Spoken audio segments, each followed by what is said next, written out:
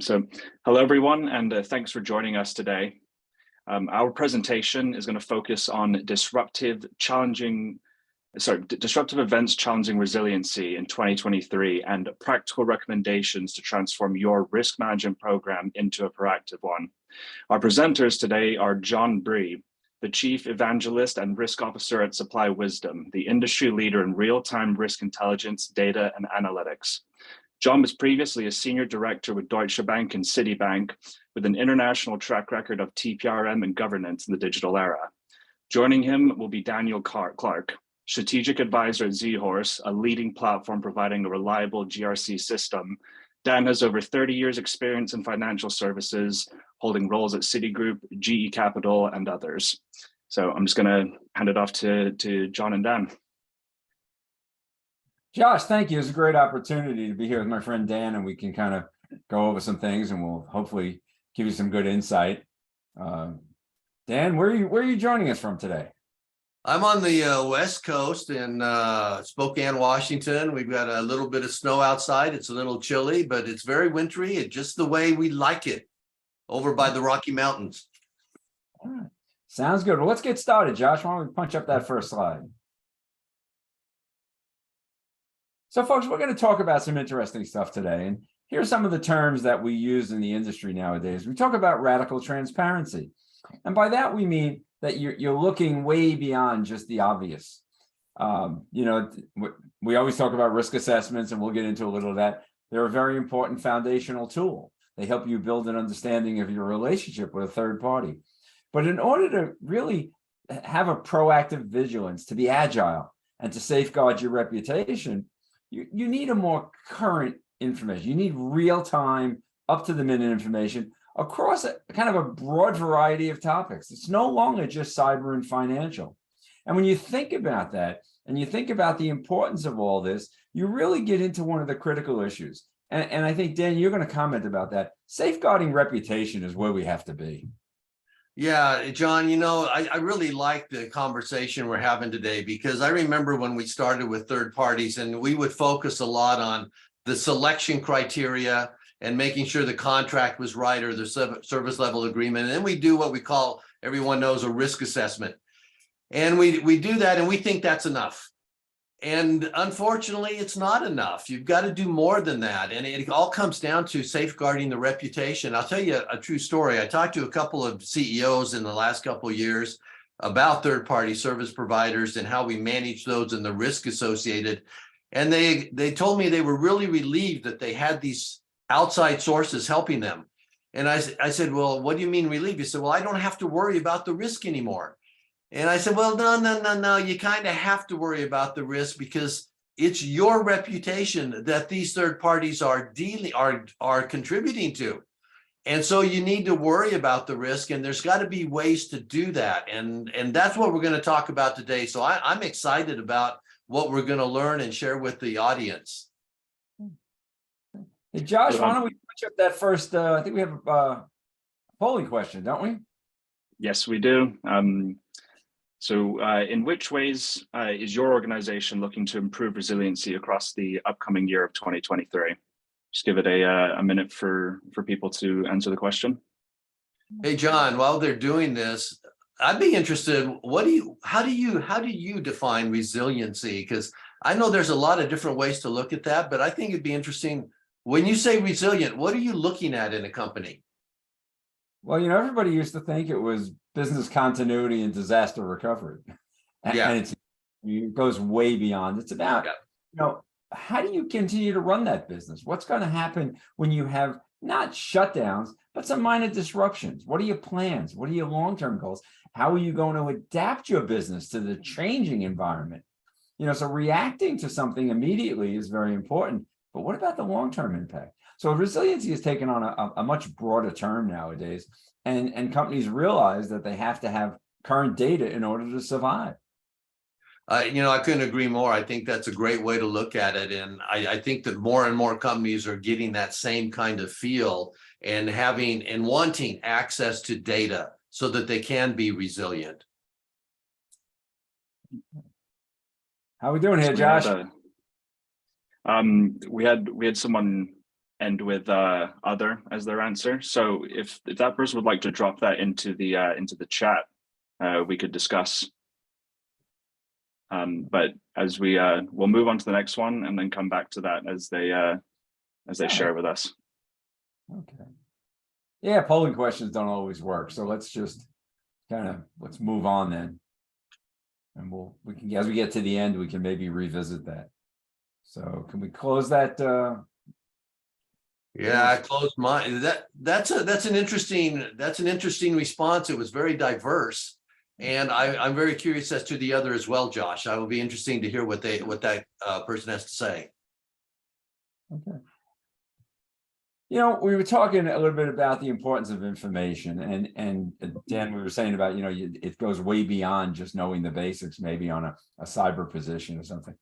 When you look at what's going on out there, and this is the information that we provided Supply Wisdom, but we didn't just come up with this one day and wake up one day and say, this is what we're going to do. This is 10 years of background and speaking to clients and talking to them, talking to regulators, auditors, everyone we could think of. And people said, this is the kind of information we need. We need a holistic view. The issue, though, the concern is people look at this and they say, oh my God, I'm going to be overwhelmed with this information. Well, not necessarily, because when it's presented by, for example, like a company like Supply Wisdom, we put it in a very usable format. We put it in dashboards. We rate, we weight and rank these things, so you get a holistic view. You can see an individual issue. So all of that is very important. But you see, the beauty of this is that it allows you then to take this information and feed it into a system like ZHorse, which would then say, well, gee, if I have a problem with a certain vendor or in a certain location, I can automatically maybe send those 3 or 4 or 5 questions out of the old risk assessment, the 800 question risk assessment, and send it to the right person to address and deal with. This is how you build a true resilient and agile environment. So Dan, talk a little bit about how this would feed into the ZHorse platform. This is an interesting topic because you and I both come from a global institution. So we know that there's as many managers, there's as many data that they want to see in their way. And so you get list of data. And in the old days, we'd have a spreadsheet in Excel and we'd try to list all this stuff down. And that just didn't, I don't know about you, it didn't work for me. And it didn't work for a lot of my partners at the business, especially at Citi, where we had people all over the globe. So when ZHorse came along and had a place, actually, it's kind of like an inn. You can bring all of the data into the data hotel and you have access to it. And you can access all of the data, or you can access the specific data elements that are important for the event that you're talking about, or for the manager you're speaking with, or for the function or the organization, if you have a bunch of subsidiaries. Having all of that in one location is just a remarkable advancement for us in productivity and in ability to analyze the data and tailor it to those that want the information. So combining Supply Wisdom and ZHorse together makes so much sense in helping people manage all of that information. Yeah, and I think when you pull it all together, and we're going to show you some ways to do that.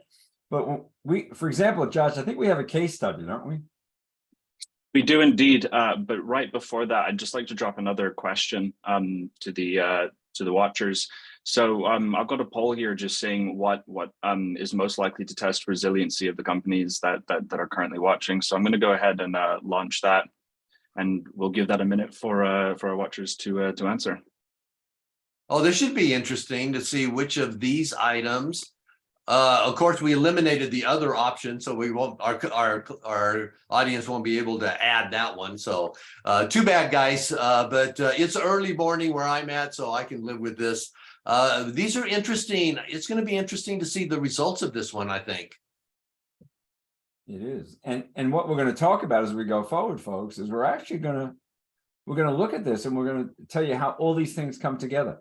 While these are individual concerns you may have, what we're looking at now is what we call cascading risk, or combined risk. multiple things happening at the same time. And we're going to talk a little bit about that in a minute.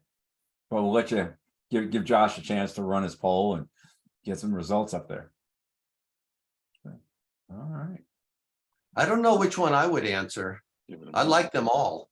Well, that's it. I check them all. Yeah. So we've got cybersecurity and data privacy and geopolitical instability as the main answers here. Not surprising. Not surprising. Because all we hear about is ransomware and what's going on around the world, where we have instability everywhere. Geopolitical instability. I saw something yesterday, and I think it was called was it geoconnected, geoconcern. It was really interesting. It was a combination of both the actual political aspect and the environmental aspect, and all kind of pulled together into one term. I just don't remember the term, but it's about, we have to look beyond just, you know, an uprising or a strike. We got to look beyond that. So anyway, so what do we, I think, are we ready to jump into our case study? Dan, you want to go take a look, take a shot at that? I think we ought to go right to that. And I'm excited to hear what the case study said. And I know there's a point that is in this case study that I hope that the audience will pick up. And I picked it up when I first heard it and you shared it with me. I think it's a great point. So it's going to be really interesting what the audience thinks about this case study. So go for it. Well, you know, we all hear about ransomware attacks, right? And we talk about them and we think about them sometime where it's focused at an individual company. So that company will be targeted, their system will be locked down or challenged, and then they have to kind of address it. When one of the, we picked on the Ion ransomware attack for a couple of reasons. One is it was a successful attack, right? But it impacted way more than just Ion. What happened is, look at that third bullet. Look at all of those companies. And these are just a few. There were 42 firms impacted. So think about what happens when you might be looking at something with Ion, but then ABN AMRO, Macquarie, RBC. These are all regulated institutions, which means if their systems went down, if they couldn't serve their customers, if they couldn't do trades, they had to report that to the regulators. The regulators are going to say, well, what is your alternative? Didn't you have a preparation for this? Where you have a control around this? So it goes way beyond just the immediate, well, maybe do we or do we not pay the ransom? That's a business choice. But think about being Ion and having 42 of your clients coming back and saying, what exactly are we going to do? So this is where you need, and before we get even too further, you need a system like Z-Horse, where you now know the minute Ion gets in trouble, you get that alert. You need to know every one of your service providers that may be using Ion. While you may only be impacted in one area, you could have maybe 15 service providers that are going to be impacted. Right? Think about that. The interesting thing here too, John, that I really pick up on this one is not only is it that impact, which is many more people than just us, it's also our reputation, because our reputation is impacted by what happens. And it's not just the reputation immediately or directly to us, but it's our reputation with all of those others out there as well. And that's why I like that first slide when we talked about reputation as a big impact for all of this. And one of the things we do, and we started doing this, goes way back to my old fraud days. And I actually saw somebody join the call who's an old good friend who I used to work with, Reed Smith, and way back at Citibank. We started doing look backs, God, more than 20 years ago, where when something happened, we said, well, let's look back over the last, 9, 12, 18 months, and let's look at a bunch of things about a client. This was in the fraud area, where, gee, maybe we'll see a pattern that we can find that pattern. If that pattern repeats, we can then use it. So what we did is we did an actual look back on this Ion ransomware attack. Josh, can I ask you to bring that up? I believe it's the next slide. So here's something to look at. And what Dan, I'm going to go through this quickly, but then I think it'd be important for you to talk a bit about how each of these things, as they occurred, if they were pumped into the Z-Horse system, could have actually possibly resulted in someone getting an early look at this. So let's take what's going on here. Right now, this was a cyber issue. So let's think about that. You'll notice that 1, 2, 3, 4, 5, 6, the first 7 issues are not cyber. So back in March of 2018, we saw that ION announces the completion of an acquisition. So what happened? What was the result? Well, their attack surface enlarged. Did they have the appropriate security controls with the company they acquired? And, you know, the leverage transaction increases debt load. So now you have a company that has expanded. They brought on a partner really that may not be at the same level they are. So that means they had to get all of their governance and controls in place, and it enhanced their attack surface and might have put a financial strain on the company. You go forward a month. Now there's a takeover. So now ION makes, and Fidessa takes over ION. What happens in that? A year later, ION announces acquisition of a commodity management. So now you watch it's growing, right? Same thing again, increase the tax service, challenge on controls. There's the governance in place, there's the controls in place. And all of a sudden then in April 19, Competition and Markets Authority raises a concern. So that's a trigger. If that information, which we would have issued, we issued an alert at Supply Wisdom, if that would have gone to one of the companies that was impacted by this, they might have gone back to their relationship manager and asked some questions and used Z-Horse to support that. You'll now see another issue. There's another acquisition. So this is a company that's growing fast, is adding, is expanding their services, but is also growing their attack surface and putting a further challenge on their resources.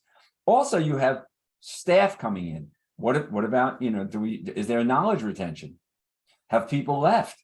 Did they get rid of people, you know, when they consolidated? Did we lose some of the skill sets that are going to be critical? We have another problem from the UK Competition and Markets Authority. I mean, there's a proposal to sell Broadway's fixed income, but now it's a sell. They're doing something else. June 21, another acquisition. So you can see this growth over this 3-year period. And all of a sudden, what happens now that the target profile of the attack surface is bigger? They become a target. They might never have been a target back in March of 2018 because they weren't this large expansive group. Once they got to the point where they became a key player, someone looked and said, well, wait a minute, this might be a good ransomware target. So this is how this stuff has to pull together. So I'm going to take a breath there, Dan. I'm going to let you talk a little bit about how some of this would have been pumped through and how Z-Horse could have helped just take advantage of this. Thanks, John. You know, this is a great example, and you and I have seen this happen a lot of times in the companies that we've worked for, especially internationally, because it seems every part of the world has a crisis of some sort at some point in time, and it just kind of goes through, starts in the Far East and comes through to Europe and in the Middle East and Africa, then to Latin America and then US. It just kind of cycles. What is really should pop out for all of us on this is that these are all isolated instances over years of events. And if you have these listed on a spreadsheet, you may not pay attention to them very well.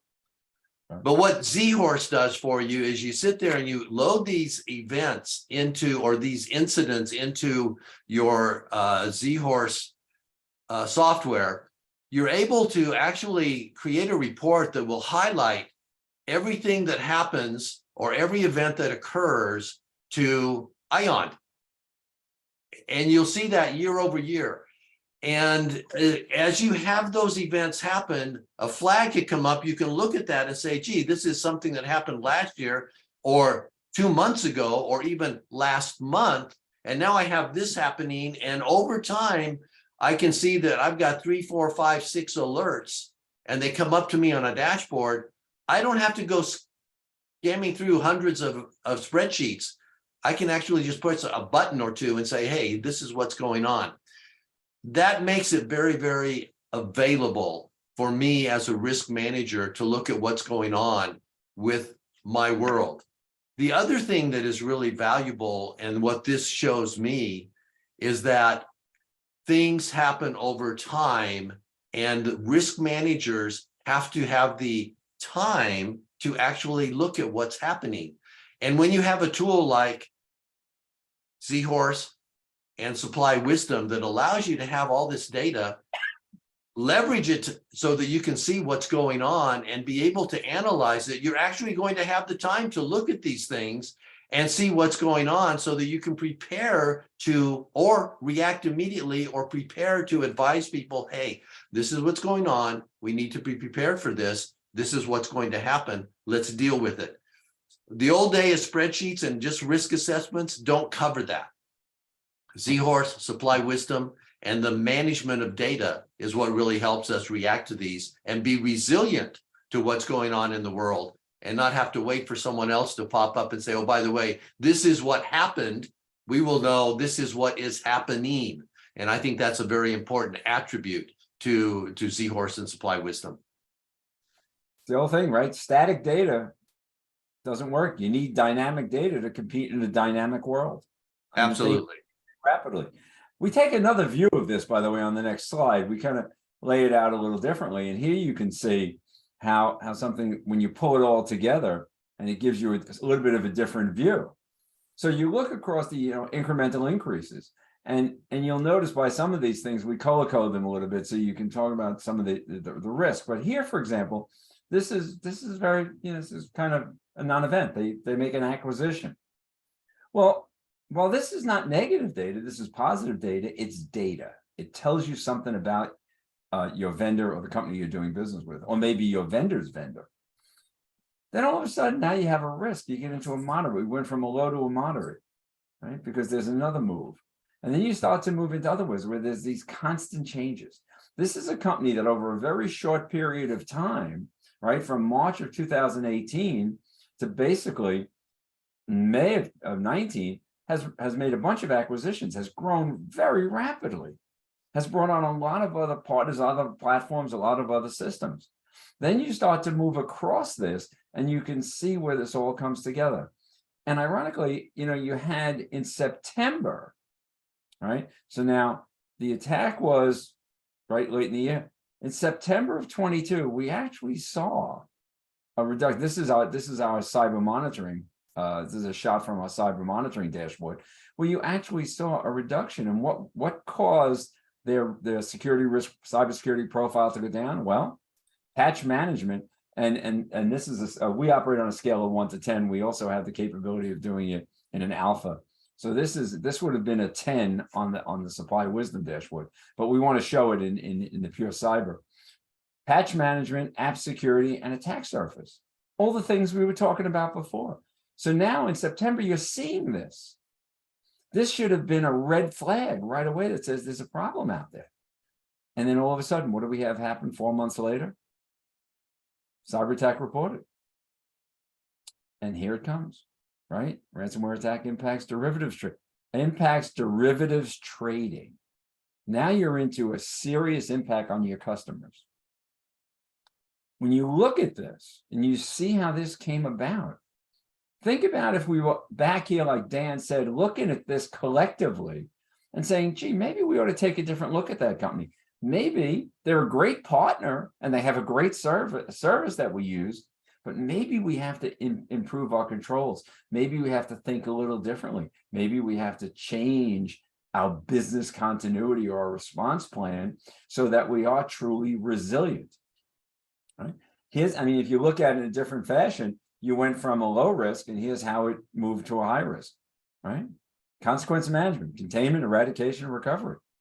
So again, maybe this should have happened even in September, when that first notification came through that, whoops, dip in cyber, and you look at all this and you say, makes sense.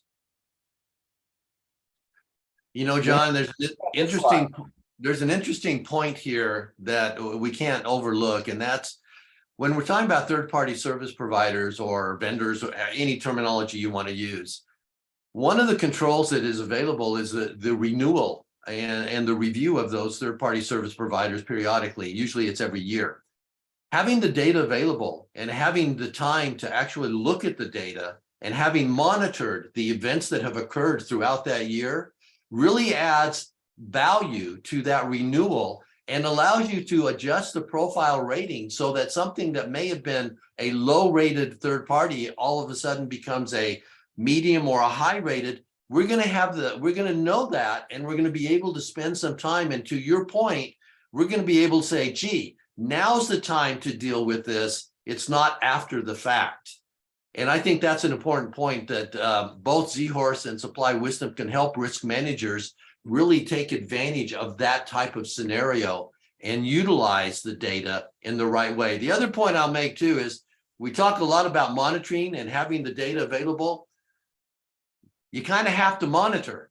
And what I realized when we had just spreadsheets or kind of not all the data, you didn't really monitor because you always had a different priority during the day. There's something else immediate that I needed to deal with. Having tools that provide us the data and the ease of analysis and to look at them really accelerates the monitoring aspects that helps us really manage proactively the risk associated with third parties. Yeah. You know, back in the AML days, we always used to say, you know, that we weren't looking for a needle in a haystack. We were looking for a needle in a stack of needles. And when you think about all the categories and all your entire third-party portfolio, chances are the portfolio is basically overall going to look okay. So the spreadsheets are going to look, well, okay.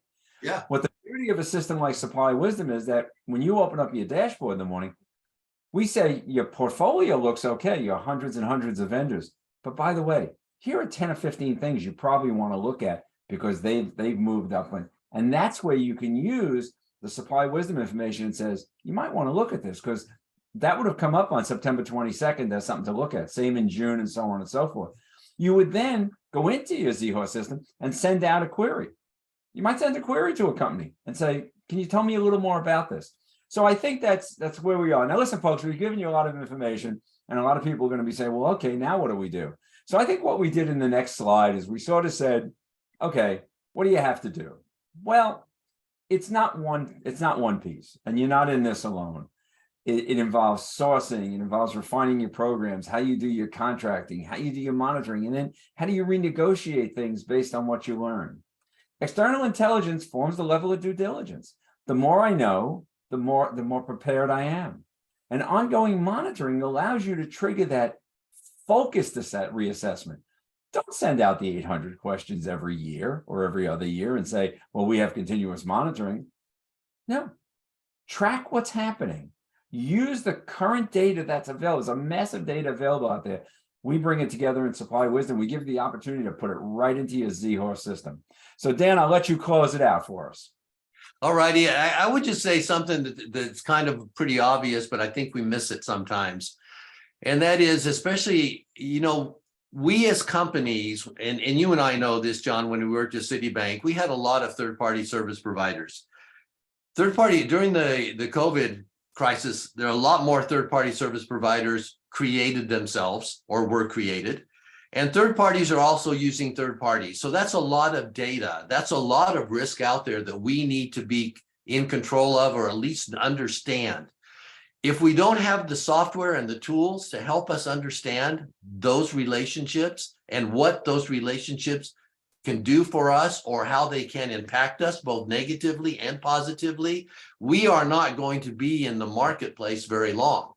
So to have something like Supply Wisdom and ZHorse that helps us facilitate that knowledge and that ability to manage all those myriad of risk is very, very important for us today. And that's the message we want to get across.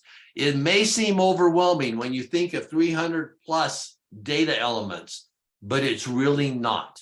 And having the data available, having dashboards that can tell us where we need to look and how to react to things is really going to be the key to our success long-term and our resiliency as we go forward.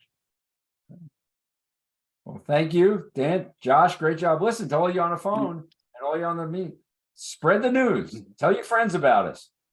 We'd love to hear from you. And I'd just like to open it up to any questions that anybody might have. So we'll give it a minute and see if anybody drops anything in the chat in the meantime. And then we can end this off. But yeah, thank you to the both of you for joining us. It'll be interesting to see what questions we get. Hopefully there will be some there, John. I always like the questions and answered. One final question to you while we wait for what's out there. What is there any one thing that if we had to deal with third parties today and the fourth parties and the fifth parties, is there any one helpful hint that you could provide us that would say, hey, this makes it really easy to do? In today's world, know where your service is coming from. Know the location where that vendor is providing your service. The fact that a company is headquartered in Spokane is nice, but if they're providing you service from Manila, you need to know that. Excellent. Excellent.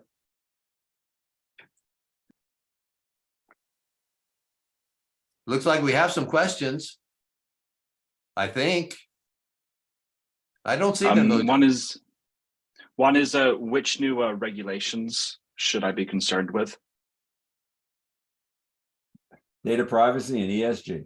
That's what's coming hard and coming fast.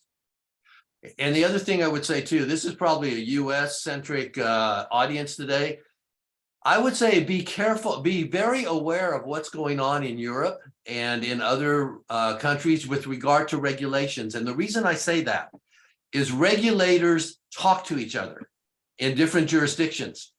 And in fact, the FDIC for financial services, the FDIC in the United States, the FRB and the FSA in Europe always get together at least once a year. They talk about what's going on and they share. And regulations that today occur in Europe eventually get to the US and vice versa. So it is important to know what's going on worldwide, not just within our local communities or within our state or within our country. This is an international thing when it comes to regulations. The more we know about what's going on outside of our jurisdiction, the better prepared we will be for when it arrives. And I can tell you from our experience at Citi and GE, it will arrive. Oh, absolutely. It's coming. Oh yeah, resilience is becoming a hot issue in the UK and in the EU. Yep. Well, doesn't seem that we have any other questions. So yeah, I'd just like to thank everyone for joining us today and hope you all the best. Thanks again. Thanks, everybody. Take care, Dan. See you, John. Josh. See you, Dan.